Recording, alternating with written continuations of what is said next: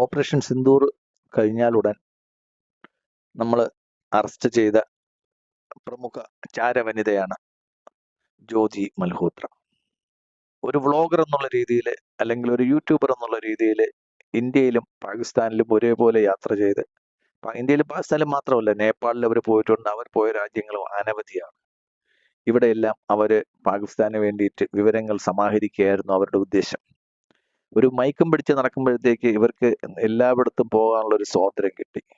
നമ്മൾ എല്ലാവരും അതിശയിക്കുന്ന ഞെട്ടിക്കുന്ന വിവരം എന്ന് വെച്ച് കഴിഞ്ഞാൽ, കേരളത്തിൽ സർക്കാരിൻ്റെ അതിഥിയായി അവർ ടൂറിസം പ്രൊമോഷൻ ചെയ്യുന്നതിന് വേണ്ടിയിട്ട് കേരള ടൂറിസം വകുപ്പിൻ്റെ ക്ഷണം സ്വീകരിച്ച് അവർ കേരളത്തിൽ ഏകദേശം 2024 ജനുവരി മുതൽ 2025 മെയ് വരെ ഏകദേശം 1 വർഷം 6 മാസം അവർ പ്രൊമോഷൻ നടത്തിയിട്ടുണ്ട്.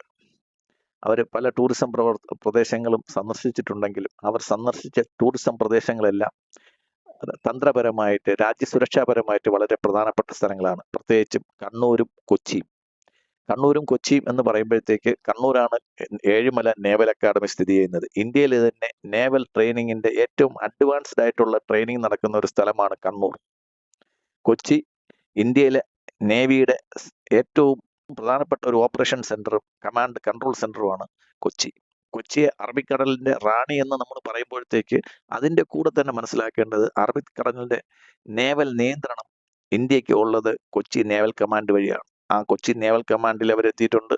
അവിടെയാണ് ഇന്ത്യയിലെ തന്നെ ഏറ്റവും തന്ത്രപ്രധാനമായ യുദ്ധക്കപ്പലുകളും അന്തർവാഹിനികളും നിർമ്മിക്കുന്നത്. അപ്പോൾ Cochin shipyard, Kochi naval command, Kannur Ezhimala academy തുടങ്ങിയ സ്ഥലങ്ങളാണ് കേരളത്തിലെ ഡിഫൻസിന്റെ ഏറ്റവും തന്ത്രപ്രധാനമായ സ്ഥലങ്ങൾ.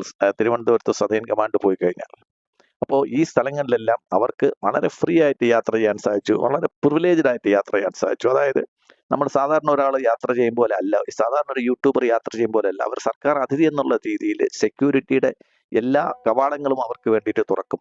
ഫോട്ടോഗ്രാഫി എടുക്കാൻ പാടില്ലാത്ത സ്ഥലങ്ങൾക്കെല്ലാം അവർക്ക് ഫോട്ടോഗ്രാഫി എടുക്കാൻ സാധിക്കും.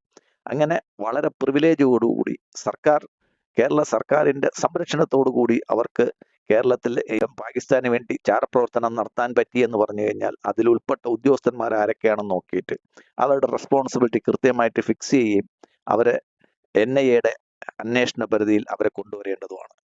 കേരളത്തിൽ ഈ വിവരങ്ങൾ ഇത്രയും നമ്മൾ പരസ്യമായിട്ട് ഇവർ കേരളത്തിൽ വന്നിരുന്നുവെന്നും ഇവരെ ചാരവനിതയായിട്ട് അറസ്റ്റ് ചെയ്തുവെന്ന് അറിഞ്ഞിട്ടും കേരളത്തിലെ സ്പെഷ്യൽ ബ്രാഞ്ച് ഇതുവരെ ഇത്തരം ഒരു വിവരത്തെ പറ്റിയിട്ട് കേന്ദ്ര ഗവൺമെന്റിനെ അറിയിക്കുകയോ ഉത്തരവാദിത്തപ്പെട്ടവരെ ഇതുമായിട്ട് അന്വേഷണത്തിൽ സഹായിക്കുകയോ ചെയ്യേണ്ടതായിരുന്നു.